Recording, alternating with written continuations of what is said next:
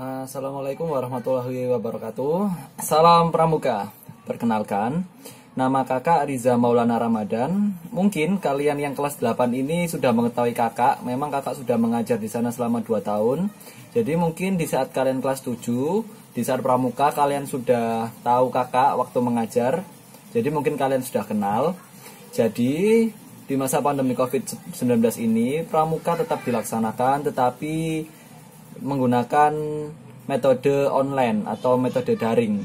Jadi di masa pandemi ini kita harus tetap beraktivitas dan tetap harus produktif, dan Pramuka juga tetap ada di masa pandemi ini. Untuk pertemuan kali ini kakak bakal membahas Pramuka Penggalang itu apa sih? Kalian kan pasti sudah tahu kan kalau Pramuka Penggalang itu merupakan golongan dari usia 11 sampai 15 tahun. Dan kita sudah mengetahui secara universal bahwa usia anak-anak SMP sekarang di rentan itu dari 11 sampai 15. Mungkin kalian ada yang umur 13, 14 ataupun 15. Jadi kakak bakal ngebahas penggalang itu apa sih sebenarnya. Terus anak-anak biasanya yang mengikuti Dewan Penggalang. Nah, Dewan Penggalang itu apa sih sebenarnya? Nah, di sini kakak bakal ngebahas itu di PPT, yaitu Pramuka Penggalang. Lanjut di slide yang kedua. Nah, jadi dalam penggalang itu ada yang namanya Dewan Penggalang.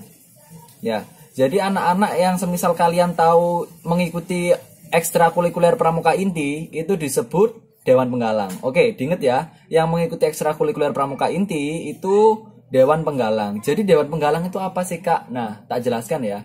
Jadi Dewan Penggalang itu merupakan pendidikan kepemimpinan dan yang mengikut sertakan dalam pengambilan keputusan para pramuka penggalang. Jadi yang menjalankan semua roda keorganisasian Dewan Penggalang, semisal ada event-event lomba ataupun event-event sekolah yang melibatkan pramuka, untuk perwakilannya diambil dari anak-anak Dewan Penggalang itu. Nah, di sini kan untuk dalam PPT-nya untuk pendidikan kepemimpinan dan mengikut sertakan dalam pengambilan keputusan para pramuka penggalang, dibentuklah Dewan Pasukan Penggalang, disingkat Dewan Penggalang, yang terdiri atas para pemimpin regu utama. Nah, pemimpin regu utama ini disebut Pratama. Pemimpin regu utama disebut Pratama. Sedangkan kalau pemimpin regu saja, tidak ada utamanya, disebut Pinru. Setelah itu ada wakil pemimpin regu, pembina penggalang, dan para pembantu pembina penggalang. Nah, kita mengetahui dalam PPT ini, dalam yang kakak jelaskan itu, bahwa dalam penggalang itu ada beberapa unsur, yaitu pemimpin regu utama yang disingkat Pratama, atau pemimpin regu yang disingkat jadi Pinru, terus wakil pemimpin regu yaitu Wapinru, terus pembina penggalang, dan juga pembantu pembina penggalang. Jadi ada 5 konsep ini. Nah, diingat-ingat ya, nanti waktu ada soal, mungkin ada soal ini latihan 5 unsur dalam penggalang. Nah, ini bisa dijawab oleh kalian semua dengan yang udah kakak jelaskan tadi. Yang kedua, Dewan Penggalang dikoordinasikan oleh pembina pasukan penggalang. Nah, jadi Dewan Penggalang itu ada juga rapat-rapat dan juga ada yang namanya kegiatannya. Itu tetap harus dikoordinasikan sama pembinanya. Jadi apapun yang dilaksanakan, mau kegiatan apapun yang bakal dilaksanakan itu tetap dikoordinasikan sama pembina. Jadi komunikasi sama interaksi sama pembina itu tidak boleh putus ya. Lanjut, kita masuk ke poin yang nomor 3. Dewan Penggalang mengadakan rapat sebulan sekali. Nah, ini kan tadi udah tak bahas. Nah, Dewan Penggalang itu ada rapatnya. Rapatnya itu apa aja sih, Kak? Nah, rapatnya itu bakal membahas kegiatan apa aja sih yang bakal kalian laksanakan sebulan ini atau sebulan ke depan. Nah, itu tetap harus dikoordinasikan sama pembina penggalang. Lanjut, ketua Dewan Penggalang adalah Pratama. Nah, ingat kan tadi Pratama itu apa? Pratama itu pemimpin regu utama. Oke, diingat ya. Pratama adalah pemimpin regu utama. Sedangkan jabatan penulis dan bendahara, penulis itu seperti sekretaris. Kita kan sudah tahu struktural di kelas itu ada yang namanya ketua kelas, sekretaris, bendahara. Nah, sama halnya dengan di organisasi Dewan Penggalang ini. Strukturalnya hampir mirip sama di organisasi kelas. Jadi ada yang namanya ketuanya, yaitu pratama, dan ada jabatan penulisnya itu namanya sekretaris dan bendahara.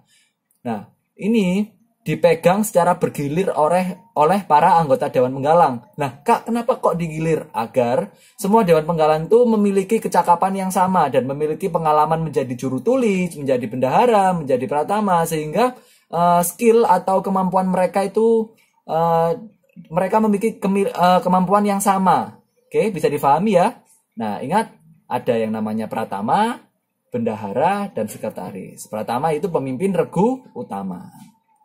Masa bakti Ketua Dewan Penggalang. Nah, Ketua Dewan Penggalang tadi apa? Ketua Dewan Penggalang yaitu pratama. Adalah 6 bulan. Nah, jadi setelah 6 bulan sekali wajib adanya pergantian atau pemilihan Ketua Dewan Penggalang kembali.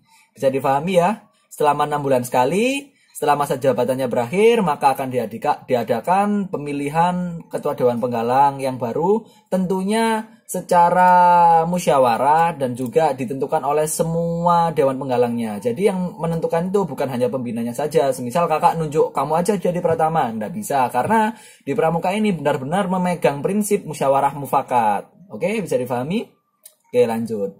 Nah, jadi pratama tadi semisalnya sudah habis masa jabatannya, ternyata masih bisa dipilih kembali maksimal 2 kali seperti presiden ya. Jadi kalau sudah 2 kali maka nggak bisa lagi dipilih. Jadi kita harus cari calon yang lain. Kalau misalnya lebih dari 2 tahun nanti ya bakal jadi diktator.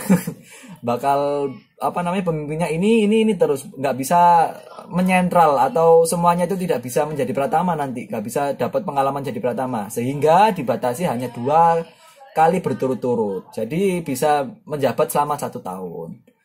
Mungkin sudah paham ya ini di PPT yang ini. Nah, selanjutnya kita bakal membahas tugasnya itu apa aja sih Dewan Penggalang itu, biar kalian tahu kalau misalnya kalian yang ikut Pramuka Inti itu kalian bakal ngapain aja sih di Pramuka itu. Oke, kita lanjut ke slide yang kedua.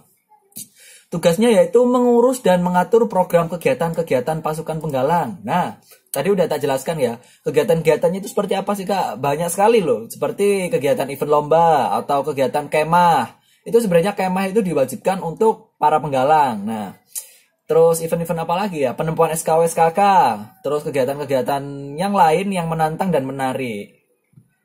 Selanjutnya itu mengevaluasi program kegiatan. Nah, di setiap selesai kegiatan itu bakal ada evaluasi. Nah, evaluasi itu apa sih? Nah, kita itu bakal membicarakan apa saja kekurangan kita di saat kegiatan yang telah kita laksanakan. Semisal Dewan Penggalang sedang mengikuti lomba di sini. Nah, pasti ada yang namanya kemenangan dan kekalahan. Nah, jika tetap menang, itu apa aja yang harus dikembangkan lagi dan harus dipertahankan. Kalau misalnya belum mendapatkan kemenangan, nah maka kita harus membahas nih, apa aja sih yang kurang dari kita itu, apa saja yang harus diperbaiki gitu. Itu yang namanya evaluasi. Dalam kegiatan juga ada, nggak hanya pada lomba aja.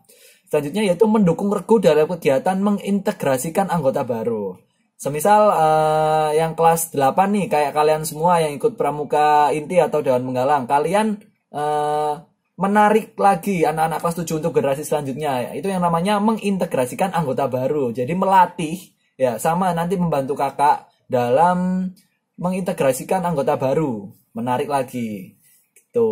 Selanjutnya menyelenggarakan pemilihan pemimpin regu dan wakil pemimpin regu. Nah, di sini pemimpin regu dan wakil pemimpin regu itu nggak langsung ditunjuk loh. Jadi harus dipilih terlebih dahulu. Nah, yang memilih ini, yang menyelenggarakannya, bukan yang memilih ya. Yang memilihnya itu hak dari semua anggotanya. Nah, yang menyelenggarakan ini, yang Dewan Penggalang ini, gitu. Lanjut ya. Selanjutnya yaitu menyiapkan materi yang, sudah tadi. Yang lanjut, yang nomor G, yaitu dalam rapat Dewan Penggalang, pembina dan pembantu pembina bertindak sebagai penasehat, pengarah, pembimbing, serta mempunyai hak mengambil keputusan terakhir.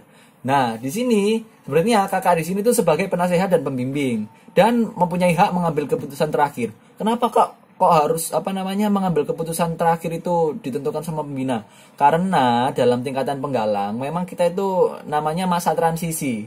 Masa transisi dari anak-anak ke remaja, emosional itu masih benar-benar labil dan harus tetap dipantau dan juga dibenahkan apabila ada kesalahan-kesalahan keputusan dengan pembina, sehingga keputusan terakhir itu ada di pembina. Ini bukan berarti kalau pembina itu bisa apa namanya menjadikan keputusan itu kehendak sendiri, enggak. Di sini itu sebagai penasehat saja, biar tidak ada yang namanya salah langkah seperti itu. Lanjut, pertemuan Dewan Penggalang bersifat formal, jadi seperti rapat-rapat yang dilaksanakan di gugus depan lain, seperti ya rapat sekolah atau yang lain. Kenapa kok bersifat formal? Karena kita itu melatih keformalan kita. Karena di saat kalian dewasa nanti bakal ada yang namanya rapat-rapat yang diharuskan kalian formal, sehingga di Dewan Penggalang ini bakal membekali kalian agar bisa memimpin rapat secara formal. Nah, ini undangan rapat tadi harus disampaikan seminggu sebelumnya, dan apa agendanya yang akan dibahas di rapat itu, dan syarat-syarat pertemuannya. Peserta yang hadir harus menggunakan pakaian seragam pramuka. Nah, ini kakak tambahkan pramuka.